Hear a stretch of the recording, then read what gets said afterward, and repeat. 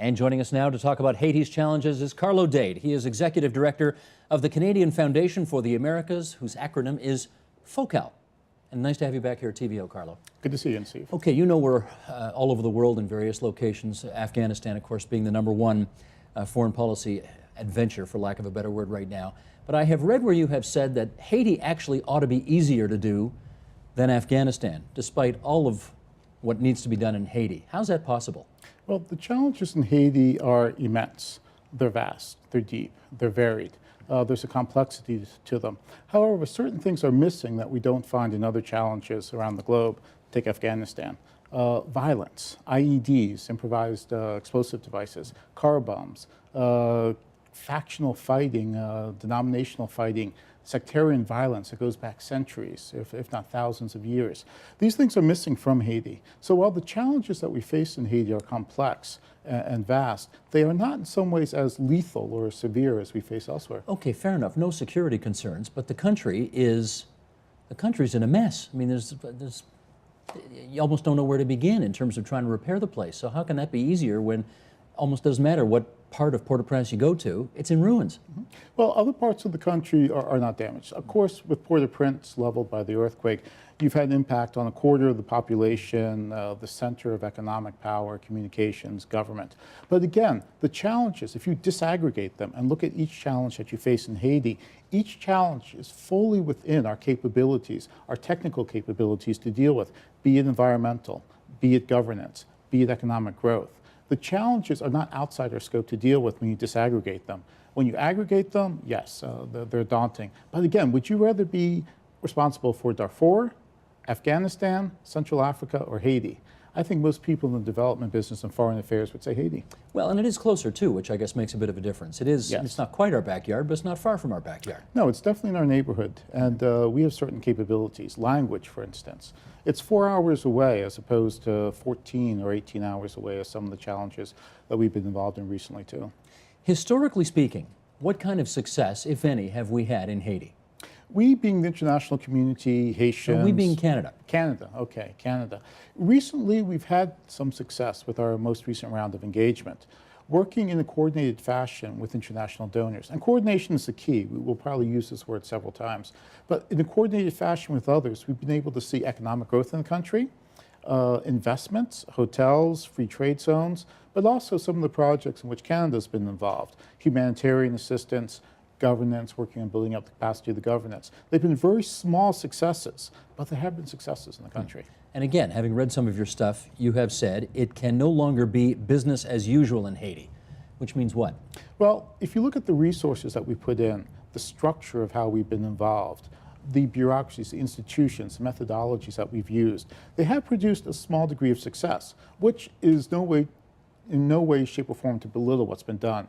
Little success is hugely important, and my hat's off to the folks at CEDA, the Canadian Development Agency, and others for the success that they've had. But the challenges in Haiti now are immensely, geometrically more difficult, larger, and more complex. So the structures of the past that were able to produce modest success, will they be enough to meet the enormous geometric increase in the challenge and the complexity of what's there? Well, they won't be. So we got to rethink this. Is that right? Can't be business as usual. Correct. That's a rhetorical question, but yes, the answer should be fairly clear. And again, your quote that a whole Canada approach is the key to success.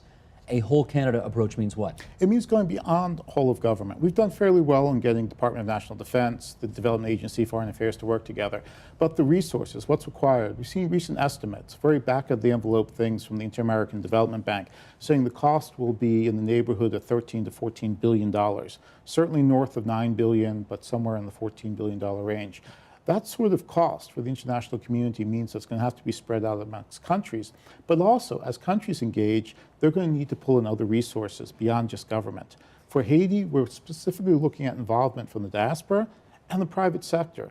We're going to need engineers, project managers, accountants, vast numbers of these people to help fill out the government ranks so that the government, the leadership in Haiti, can take responsibility and take control, do what they're supposed to as a partner. Those resources are going to have to come from beyond the government. So you're looking at getting people seconded from the private sector on a large scale. Well, what have you heard from the diaspora that would suggest that they're prepared to step up and take that on? Well, the diaspora is already extremely involved in several ways. Obviously, $1.65 billion a year is many times greater than the amount of foreign development assistance. $1.65 billion is what the diaspora sends back. In remittances? In remittances. Guys driving a taxi, doctors working 2 jobs, you name it. It's many times development assistance. So they're already involved in terms of the front lines of poverty alleviation, sending people to school, making education and health a reality for people in Haiti. Beyond this, the diaspora has indicated consistently a desire to play a role in rebuilding, in helping out with secondments, consultancies, things like that. We know this because in 2004, CIDA and FOCAL convened a meeting of the Haitian diaspora from the United States, France, the Bahamas, etc., in Montreal to look at the then new plans for re-engaging in Haiti. And the diaspora laid out clearly ways that they wanted to be involved and showed how they're involved. They're also frontline responders to the current disaster. People leave Port-au-Prince, they go to small towns. It's the diaspora that's sending money back to these towns that's helping people deal with the inflow of refugees. I know we started talking about Afghanistan by making a comparison, and then you suggested Haiti's actually an easier sell for us than Afghanistan is. But I wonder if there are any lessons that have been learned through our involvement in Afghanistan that can be brought to bear for the Haitian example.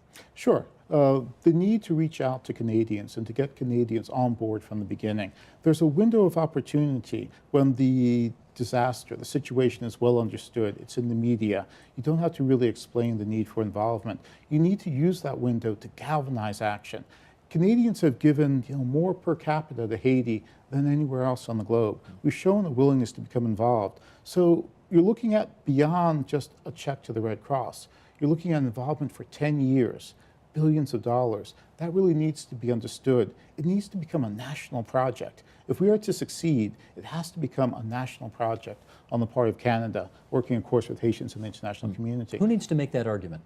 It has to be the government. Federal government? Yes, going out and making the case. Are they? For involvement in Haiti. It's still early. We're beyond the relief stage, and we're going to rehabilitation and reconstruction. So the government response has been very good in the early initial disaster, immediate response. Whether or not they engage in the longer term and do what's necessary to really turn this into a national project remains to be seen. But we can have success in Haiti. If you look around the globe where we've been engaged, Sudan, Darfur, Afghanistan, Central Africa, Sri Lanka, the international community really has not had any success.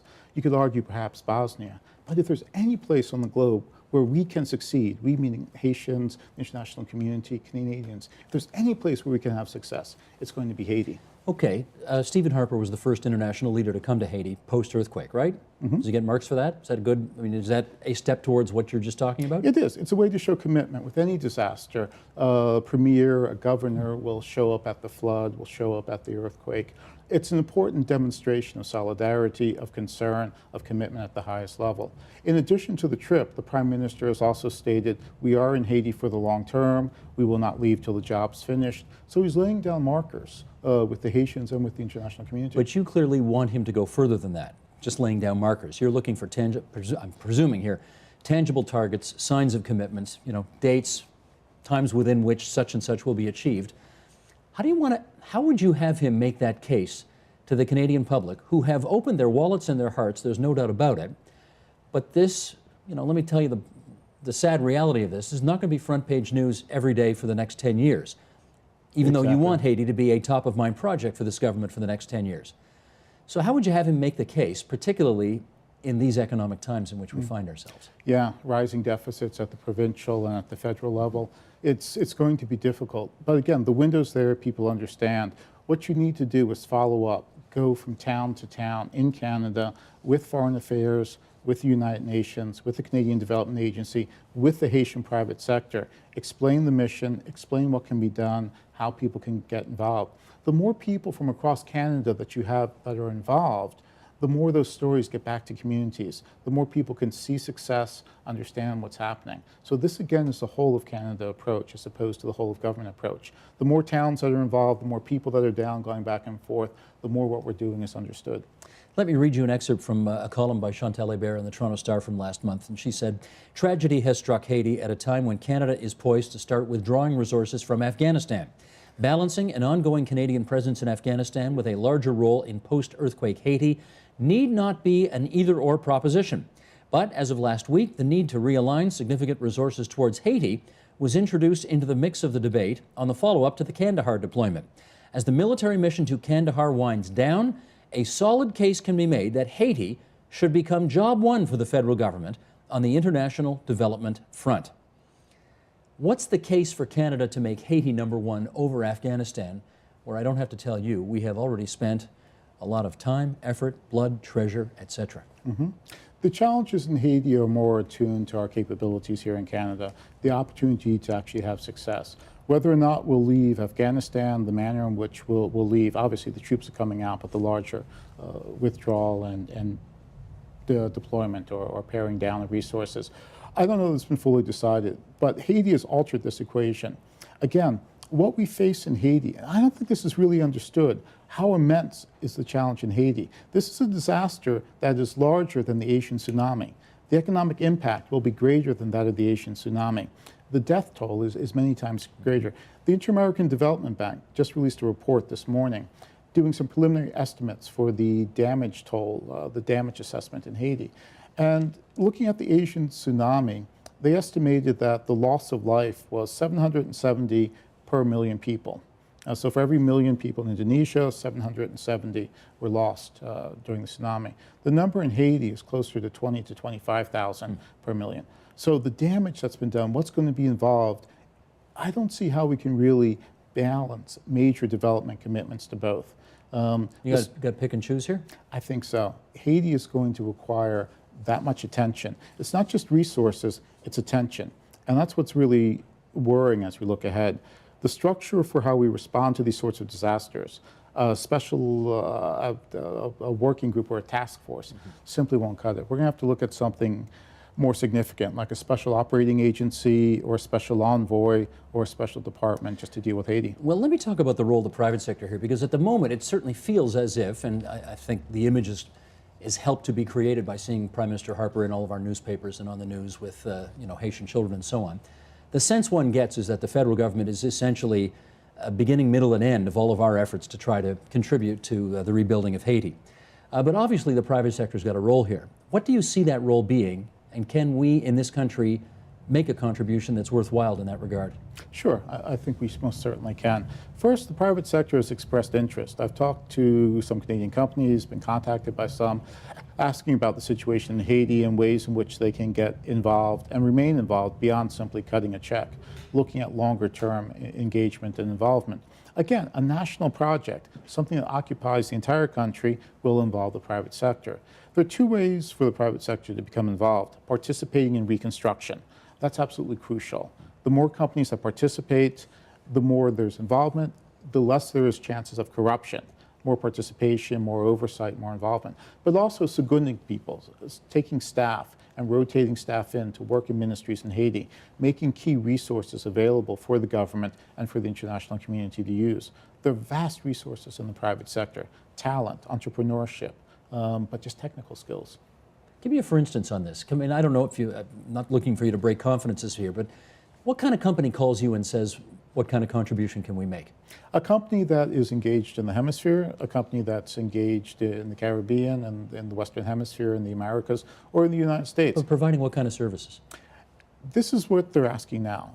The disasters, fresh, obviously in the immediate aftermath, you need humanitarian relief, money to the Red Cross, etc. But in the longer term, talking about seconding staff again. We have accountants, we have engineers, we have project managers. Can we make these people available? Is there some structure where we can adopt a project, adopt something in Haiti, make it part of the company? And of course, the longer term engagement, bringing success, of course, benefits the company in several ways. And just in our last 30 seconds here, are there things that private companies can do better than the Government of Canada or non-governmental organizations? Sure, sure. There are several things that could be done better. Management, perhaps financial management. Entrepreneurship, looking at new ideas, innovations in terms of dealing with problems on the ground. Bureaucracies are very good at muddling through situations. The private sector is very good at coming up with new solutions, new ideas. The entrepreneurial spirit. You see this with Clinton and his global initiative, an attempt to bring in the entrepreneurial spirit of the private sector to look at development problems. We're looking at something with Haiti. Obviously, participation in reconstruction, but also the other things that the private sector can bring. Carlo, thanks a lot for this. Good of you to come in and visit us tonight here at Thanks, TVO. Now, for more information about tonight's guests and details on the Buy American plan, which we talked about earlier this evening, please visit us online at tvo.org/theagenda. Tonight's program was produced by Melissa Martin and Allison Buck-and-Terrell, and you can read Allison's post entitled Rebranding Aid. You'll find that on our Inside Agenda Producers blog, also on the homepage, tvo.org/theagenda. Please stay with us. We're back with a preview of tomorrow night's Your Agenda program and web chat right after this.